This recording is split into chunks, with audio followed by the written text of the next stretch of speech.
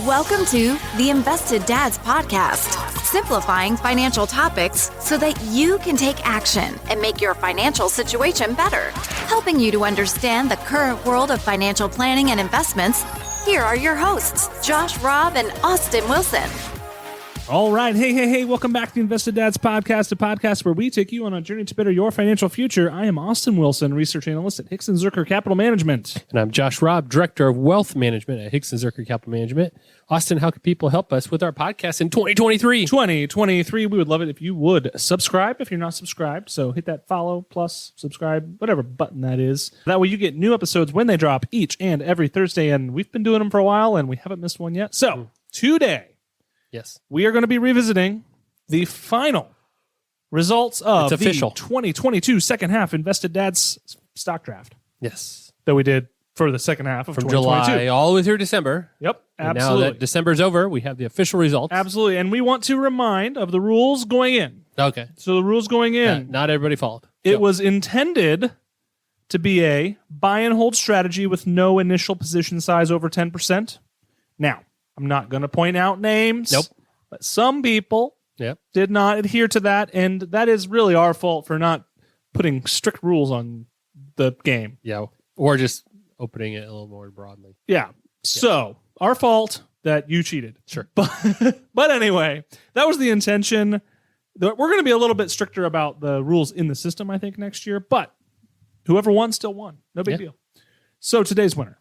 We're going to start at the top. We're going to go through all the results. There's 21 entries. Ooh, nice. I'm going to read them. We got them. You go read them all. Second half stock draft winner was Josh Hunter 100. That's the username. That's probably, could be Josh Hunter. The guy's named Josh Hunter. Maybe his middle name is Hunter and his last name is 100. Probably. Yes. Or there's 100 of him. No, could be. Like He's he was the 100th 100th one. Josh Hunter. He gained 22% For half a year. in half a year. Nice. So that's pretty good. Make sure you reach out to us if your name is Josh Hunter 100. Hello at the Invested Dads, and we're going to mail you something a little special as That's I right. thank you for participating and winning. And that is incentive for whoever wins next year Yes. to put in their best effort to try and get that swag we'll send out again next year. So, Josh Hunter, congrats on your win. 22% return in 6 months is no joke. So, Josh Hunter 100, first place. Second place, Wendy M99. Okay. 13%. We're counting down. That's Man, right. I think I'm 01, so I must be at the bottom. Yeah. She was in second. I'm assuming Wendy is she. Second place, 13%. Still pretty good. Yes. 6 months. Number 3, best guesser. Okay. 9% return, 6 months. That's third, pretty good guesser. Third best guesser. Yeah. Fourth place, K Newland 12. I think I know who that our is. intern. Yeah. Yes. She's been on the podcast before. Yes. 8% return. Nice. Very respectable. For reference, Yes. those are the people in the stock draft that beat the S&P 500 over that 6 month Okay. period. The S&P 500 with dividends, it returned just about 8% as well. There you go. So that's kind of the bogey there. Fifth place, A.A. Wilson. Ooh, who's that? I don't know who that is, but that's probably me. So I had a 7% return, and we're going to talk about some things that we did that didn't work a little bit later. Sixth place, J. Rig W.M., 5% return. Seventh place, S. Markley, 98, All right. 1% return. Eighth place, Rounds 2, 0% return, but positive $482. J. Rob H.Z. I think that's me.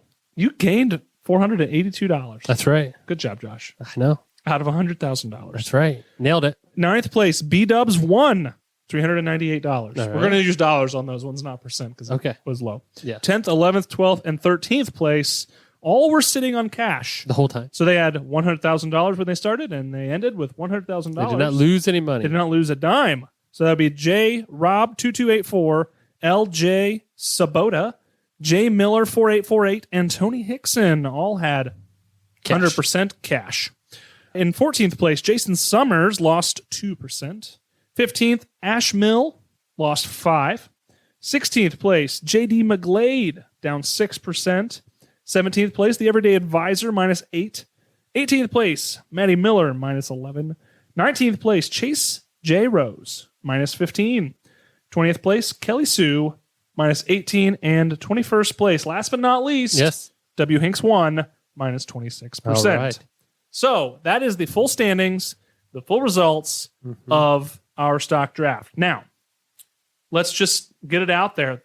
2022 was no joke. It was a rough year. It was a rough year for the markets. It was a rough year to be an investor or a portfolio manager, really no matter how you looked at it. But interesting enough, according to this, the S&P 500 was positive for the second half of the year. It was.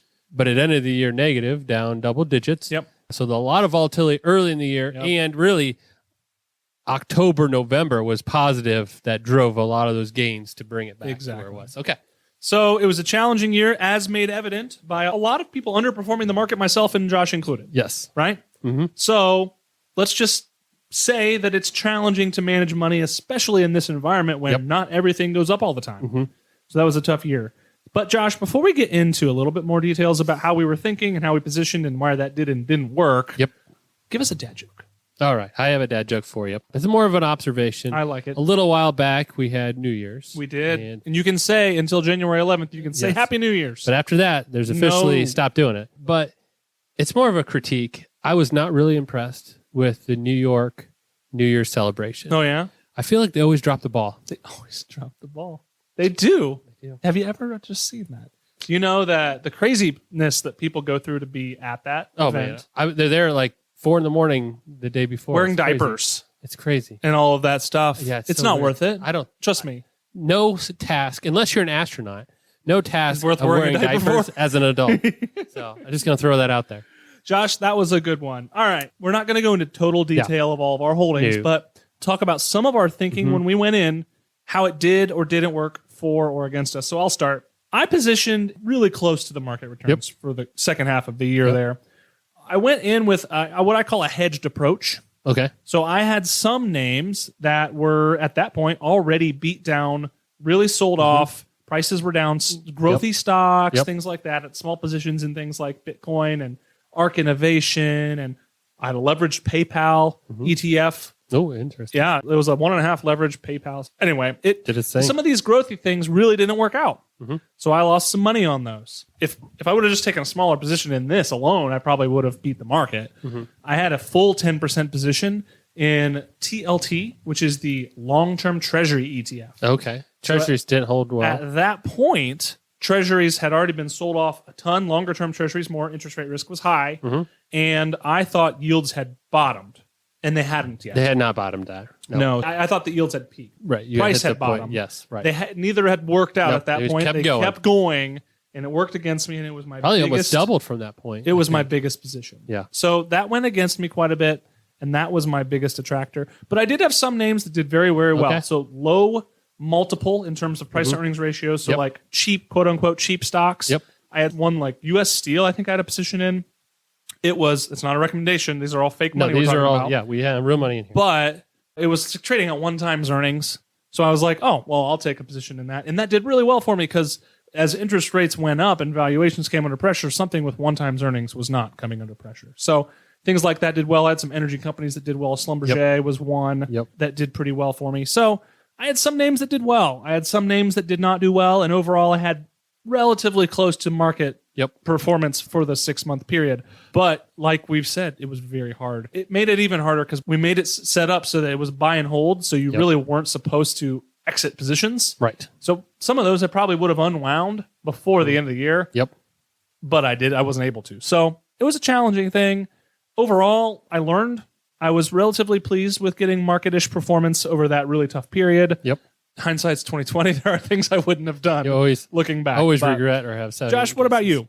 So if you recall, my thought process this year was I was going to choose investments with amazing ticker names. Yeah. So I invested in things that the ticker spelled out or referenced whatever they were doing. Great investment strategy. Probably, absolutely. I mean, Best it's ever. probably the secret sauce to long-term success.